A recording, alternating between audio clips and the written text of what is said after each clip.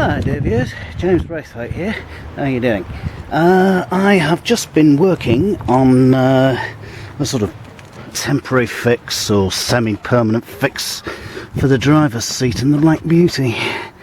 I got these iron-on patches from Hobbycraft, and I've been working on ironing them on now over the ripped seat bolster and the fraying seat bolster there. So I'm hoping it's come out okay. I'm just letting it cool off now. I hope I've not melted all the glue because I really ironed these on properly. Anyway, just a quick closer look. See there down on the seat bolster where it had a massive hole. A lot of the Vauxhall seats are terrible for that.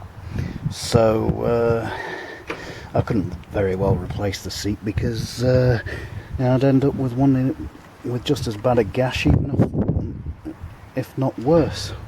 And the fraying outside seat bolster there, that was bad as well. So anyway, let's hope it holds out.